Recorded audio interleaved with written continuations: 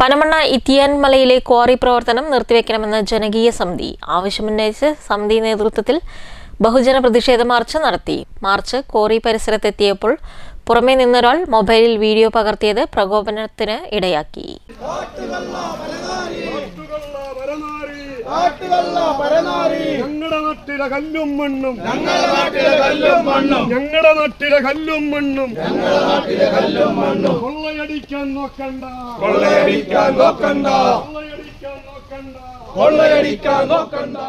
ജനങ്ങളുടെ ജീവനും സ്വത്തിനും ഭീഷണിയായ ഇത്തിയാൻമലയിലെ കരിങ്കൽ ക്വാറിയുടെ പ്രവർത്തനം നിർത്തിവെച്ച് മലയെ സംരക്ഷിക്കണമെന്നാവശ്യപ്പെട്ടാണ് ജനകീയ സമിതി നേതൃത്വത്തിൽ ബഹുജന പ്രതിഷേധ മാർച്ച് സംഘടിപ്പിച്ചത്. സൗത്ത് പനമണ്ണ പൊതുജന വായനശാല പരിസരത്ത് നിന്ന് ആരംഭിച്ച മാർച്ച് ക്വാറി കവാടത്തിന് മുന്നിൽ പോലീസ് തടഞ്ഞു. സൗത്ത് പനമണ്ണ പൊതുജന വായനശാല president A Satheesh Kumar March ഉദ്ഘാടനം ചെയ്തു. ഇതിനെ ഒരു തരത്തിലും വെച്ച് പൊറപ്പിക്കാൻ പറ്റില്ല.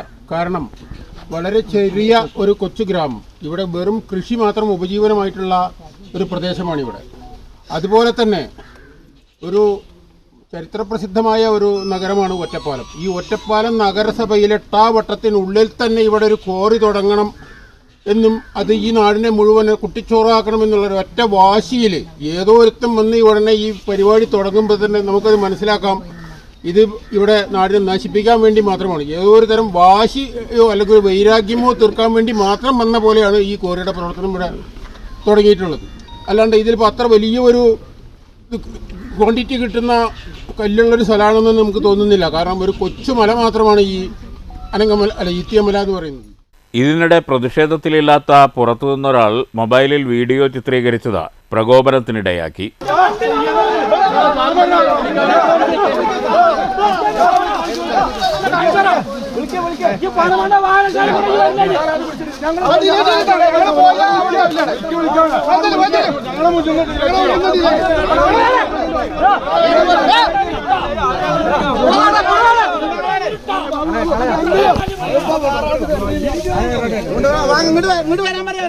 തുടർന്ന് പോലീസ് ഇടപെട്ട് വീഡിയോ ഡിലീറ്റ് ചെയ്തെന്ന് പറഞ്ഞ ശേഷമാണ് പ്രതിഷേധക്കാർ ശാന്തരായത്.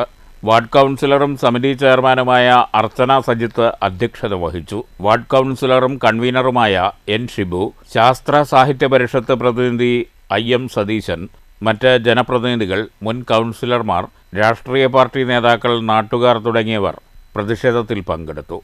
News bureau, Ottapalam.